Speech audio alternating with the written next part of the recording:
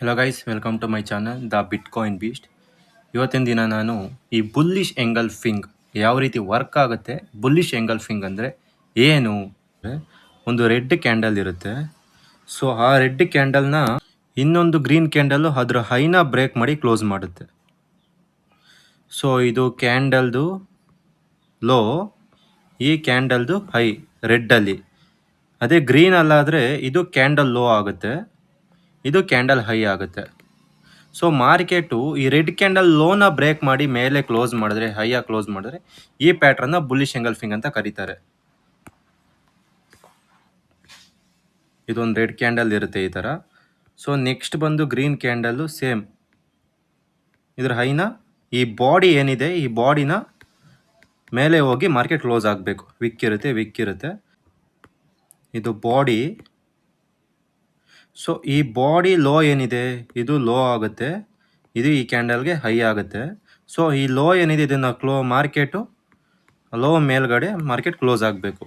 So ಈ ಪ್ಯಾಟ್ರನ್ನ bullish engulfing ಅಂತ ಕರೀತಾರೆ, ಬುಲ್ಲಿಶ್ ಎಂಗಲ್ಫಿಂಗ್. ಸೊ ಇದು ಮಾರ್ಕೆಟಲ್ಲಿ ಯಾವ ರೀತಿ ವರ್ಕ್ ಆಗುತ್ತೆ. ಸೊ ನಿಮ್ಗೆ ಚಾರ್ಟಲ್ಲಿ ಒಂದ್ಸಲ ತೋರಿಸ್ತೀನಿ ಬುಲ್ಲಿಶ್ ಎಂಗಲ್ಫಿಂಗ್ ಯಾವ ಥರ ಇರುತ್ತೆ ಅಂತ. ಸೊ ಇಲ್ಲಿ ನೋಡ್ಬೋದು ಬುಲ್ಲಿಶ್ ಎಂಗಲ್ಫಿಂಗ್, ಇದು ಬುಲ್ಲಿಶ್ ಎಂಗಲ್ಫ್ ಪ್ಯಾಟ್ರನ್ಸ್. ಬುಲ್ಲಿಶ್ ಎಂಗಲ್ಫಿಂಗ್ ಏನಿದೆ, ಇದು bullish engulfing rather than hammer. So ಇದು ಹ್ಯಾಮರ್ ಯಾವ ರೀತಿ ಕರಿಬೋದು ಅಂದರೆ, ರೆಡ್ ಕ್ಯಾಂಡಲ್ ಇದೆ ಒಂದು.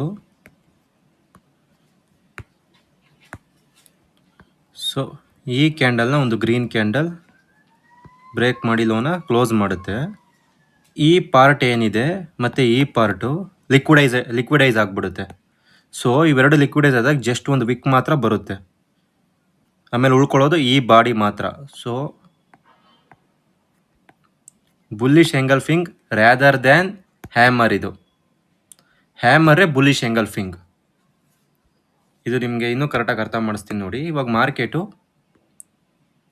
ಕ್ಲೋಸ್ ಮಾಡುತ್ತೆ, ಇದನ್ನು ಓವರ್ಕಮ್ ಮಾಡಿ ಎಂಗಲ್ಫಿಂಗ್ ಮಾಡ್ಕೊಂಡು, ಅಂದರೆ ನುಂಗ್ಕೊಂಡು ಇನ್ನೊಂದು ಕ್ಯಾಂಡಲ್ ಬರುತ್ತೆ. ಸೊ ಇಲ್ಲಿಗೆ ಇದು ಲಿಕ್ವಿಡೈಸ್ ಆಗಿಬಿಡುತ್ತೆ. ಸೊ ರೆಡ್ಡು ಗ್ರೀನು ಲಿಕ್ವಿಡೈಸ್ ಆಗಿಬಿಡುತ್ತೆ, ಉಳ್ಕೊಳ್ಳೋದೇನು ವಿಕ್ ಮಾತ್ರ. And then this hammer. Bullish engulfing is hammer. ಅಂದರೆ ಇದು ಹಿಡನ್ ಆಗಿರುತ್ತೆ. ಕೆಲವೊಂದು ಕಡೆ ಹ್ಯಾಮರ್ ಬಂದರೆ ನಾವು ಹೆಂಗೆ ಎಂಟ್ರಿ ತೊಗೊತೀವೋ ಆ ಥರ ಇದು ಹಿಡನ್ ಹ್ಯಾಮರ್ ಅಂತ ಹೇಳ್ಬೋದು. ಒಟ್ಟಿನಲ್ಲಿ ಬುಲ್ಲಿಶ್ ಎಂಗಲ್ಫಿಂಗ್ ಹ್ಯಾಮರ್, ಬಟ್ ಇದನ್ನು ಬುಲ್ಲಿಶ್ ಎಂಗಲ್ಫಿಂಗ್ ಅಂತ ನೇಮ್ ಕೊಟ್ಟಿದ್ದಾರೆ. ಈ ಬುಲ್ಲಿಶ್ ಎಂಗಲ್ಫಿಂಗ್ನ ನೋಡ್ಕೊಂಡು ನಾವು ಯಾವ ರೀತಿ ಟ್ರೇಡ್ ಮಾಡೋದು, ಇದು ಎಲ್ಲಿ ವರ್ಕ್ ಆಗುತ್ತೆ ಅಂದರೆ, ಮಾರ್ಕೆಟ್ ಫಾಲ್ ಆಗ್ತಾ ಇರುತ್ತೆ,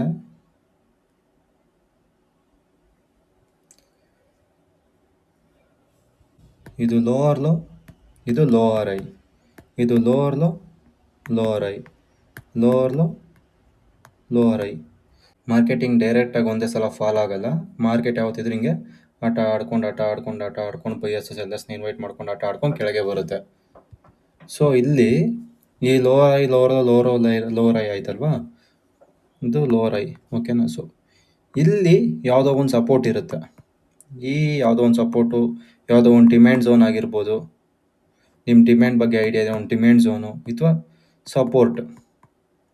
ಈ ಸಪೋರ್ಟ್ ಝೋನ್ ಹತ್ರ ಬಂದಾಗ ನಾವು ಈ ಬುಲ್ಲಿಶ್ ಎಂಗಲ್ಫಿಂಗ್ನ ನೋಡ್ಬೋದು. ಸೊ ಇಲ್ಲಿ ಸಪೋರ್ಟ್ ಇರಬೇಕಾದ್ರೆ ಸೊ ನೀವು ಟ್ರೇಡ್ನ ಪ್ಲೇಸ್ ಮಾಡ್ಬೋದು. ಇದ್ರ ಲೋನ ಎಸ್ ಎಲ್ ಆಗಿ ಇಟ್ಕೊಂಡು, ಅಥವಾ ಈ ವಿಕ್ ಲೋನ ಎಸ್ ಎಲ್ ಆಗಿ ಇಟ್ಕೊಂಡು ಈ ಹೈಯಲ್ಲಿ ನೀವು ಎಂಟ್ರಿ ತೊಗೊಂಡ್ರೆ ಇಲ್ಲಿಂದ ಮಾರ್ಕೆಟ್ ಮತ್ತೆ ಕಂಟಿನ್ಯೂ ಮಾಡುತ್ತೆ. ಇಲ್ಲಿಂದ ಮಾರ್ಕೆಟ್ ಮತ್ತೆ ಕಂಟಿನ್ಯೂ ಆಗುತ್ತೆ, ಟ್ರೆಂಡ್ ಚೇಂಜ್ ಆಗುತ್ತೆ. ಇದು higher I, higher low, higher low, higher I, ಈ ಥರ ಮಾರ್ಕೆಟ್ ಟ್ರೆಂಡ್ನ ಚೇಂಜ್ ಮಾಡುತ್ತೆ. ಸೊ ಈ ಕ್ಯಾಂಡಲ್ಗೆ ಟ್ರೆಂಡ್ನ ಚೇಂಜ್ ಮಾಡೋ ಕೆಪಾಸಿಟಿ ಇದೆ. ಮಾರ್ಕೆಟ್ ಫಾಲ್ ಆಗ್ತಾ ಇರೋದನ್ನ ಟ್ರೆಂಡ್ನ ಚೇಂಜ್ ಮಾಡಿ ಮಾರ್ಕೆಟ್ ಮತ್ತೆ ಗೈನ್ ಮಾಡೋ ಥರ ಮಾಡುತ್ತೆ. ಸೊ ಇದನ್ನು ನಾವು ಚಾರ್ಟಲ್ಲಿ ನೋಡೋದಾದರೆ, ಇದು ಬಿಟ್ಕಾಯಿನ್ ಚಾರ್ಟು. ಇಲ್ಲಿದೆ ಬುಲ್ಲಿಶ್ ಎಂಗಲ್ಫಿಂಗು. ಇದು ಬಂದಮೇಲೆ ಮಾರ್ಕೆಟ್ ಡೈರೆಕ್ಷನ್ನೇ ಚೇಂಜ್ ಆಯಿತು. ಸೊ ಇದೇ ರೀತಿ ಇನ್ನೊಂದು ಎಕ್ಸಾಂಪಲ್ ತೋರಿಸ್ತೀನಿ. ಸೊ ಇಲ್ಲೂ ಇದೆ ಬುಲ್ಲಿಶ್ ಎಂಗಲ್ಫಿಂಗು. ಆ್ಯಂಡ್ ದೆನ್ ಇಲ್ಲಿ ನೋಡ್ಬೋದು, ಇದು ಕೂಡ ಬುಲ್ಲಿಶ್ ಎಂಗಲ್ಫಿಂಗೆ. ಇದನ್ನ ಕೂಡ ಬುಲಿಶ್ ಎಂಗಲ್ಫಿಂಗ್ ಅಂತಾನೆ ಕರೀತಾರೆ. ನಮಗೆ ವಿಕ್ ಮ್ಯಾಟ್ರ್ ಆಗಲ್ಲ, ಆ ಬಾಡಿ ಮೇಲೆ ಮಾರ್ಕೆಟ್ ಕ್ಲೋಸ್ ಮಾಡ್ತಂದ್ರೆ ಇದು ಕೂಡ ಬುಲಿಶ್ ಎಂಗಲ್ಫಿಂಗೆ. ನೋಡಿ ಇಲ್ಲಿದೆ ಸೇಮ್, ಇದು ಕೂಡ ಬುಲಿಶಿಂಗೆ, ಇದು ಕೂಡ ಬುಲಿಶ್ ಎಂಗಲ್ಫಿಂಗೆ. ಸೊ ಮ್ಯಾಟ್ರ್ ಏನಂದರೆ ಬುಲಿಶ್ ಎಂಗಲ್ಫಿಂಗ್ ಚಾರ್ಟಲ್ಲಿ ಎಲ್ಲಿ ಬೇಕಾದರೂ ಕಾಣಿಸ್ಬೋದು, ಬಟ್ ಅದು ವರ್ಕ್ ಆಗೋದು ಯಾವಾಗ ಅಂದರೆ ಅದು ಸಪೋರ್ಟ್ ಹತ್ರ ಇರಬೇಕು, ಇಲ್ಲ ಡಿಮ್ಯಾಂಡ್ ಝೋನ್ ಹತ್ರ ಇರಬೇಕು. ಅಂಥ ಜಾಗದಲ್ಲಿ ಮಾತ್ರ ವರ್ಕ್ ಆಗುತ್ತೆ. ಬೇರೆ ಕಡೆನೂ ಫಾರ್ಮ್ ಆಗುತ್ತೆ ಬುಲಿಶ್ ಎಂಗಲ್ಫಿಂಗ್, ಬಟ್ ಹಾಗಂತ ನಾವೆಲ್ಲ ಕಡೆ ಟ್ರೇಡ್ ತೊಗೊಳಕ್ಕಾಗಲ್ಲ. ನಾವು ಸಪೋರ್ಟ್ ರೆಸಿಸ್ಟೆನ್ಸ್ನ ಮಾರ್ಕ್ ಮಾಡಿಕೊಂಡು ಸಪೋರ್ಟ್ ಹತ್ರ ಇದು ಬಂದಾಗ ನಾವು ಅಲ್ಲಿ ಒಂದು ಟ್ರೇಡ್ನ ಪ್ಲೇಸ್ ಮಾಡ್ಬೋದು. ಸೊ ಇದು ಮಾರ್ಕೆಟ್ಗಳಲ್ಲಿ ಎಲ್ಲ ಕಡೆ ನೋಡೋಕ್ಕೆ ಸಿಗುತ್ತೆ. ಸೊ ಬಟ್ ನಮಗೆ ಬೇಕಾಗಿರೋದು ಇಲ್ಲಿ ಸಪೋರ್ಟ್ ಹತ್ರ, ನಮಗೆ ಬೇಕಾಗಿರೋದು ಸಪೋರ್ಟ್ ಹತ್ರ. ಸೊ ನೀವು ಇಲ್ಲಿ ನೋಡೋದಾದರೆ ನೋಡಿ, ಇಲ್ಲಿ ಹೈಯಲ್ಲಿ ಕೂಡ ಬಂದಿದೆ ಬುಲಿಶ್ ಎಂಗಲ್ಫಿಂಗು, ಈ ಹೈಯಲ್ಲಿ. ಸೊ ನಮಗೆ ಬೇಕಾಗಿರೋ ಸಪೋರ್ಟ್ ಹತ್ರ ಇಲ್ಲಿ ಯಾವುದೋ ಒಂದು ಬೇರೆ ಸಪೋರ್ಟ್ ಇದ್ರೆ ನಾವು ಟ್ರೇಡ್ ಪ್ಲೇಸ್ ಮಾಡ್ಬೋದಾಗಿ. ಸೊ ಈ ರೀತಿ ಸಪೋರ್ಟು ಮತ್ತು ರೆಸಿಸ್ಟೆನ್ಸ್ ಇದ್ದಾಗ ಬುಲಿಶ್ ಎಂಗಲ್ಫಿಂಗ್ ಬಂದರೆ ನಾವು ಆರಾಮಾಗಿ ಟ್ರೇಡ್ನ ಪ್ಲೇಸ್ ಮಾಡ್ಬೋದು. ಬಟ್ ಬೇರೆ ಕಡೆ ಬಂದರೆ ಅದನ್ನು ಅವಾಯ್ಡ್ ಮಾಡಬೇಕು. ಎಲ್ಲ ಕಡೆ ಬುಲಿಶ್ ಎಂಗಲ್ಫಿಂಗ್ ಕಾಣಿಸ್ತು ಅಂದರೆ ಟ್ರೇಡ್ ತೊಗೊಳ್ಳೋದಲ್ಲ, ಸಪೋರ್ಟಲ್ಲಿ ಮಾತ್ರ ಟ್ರೇಡ್ ತೊಗೋಬೇಕು. Okay, that's it. Thank you.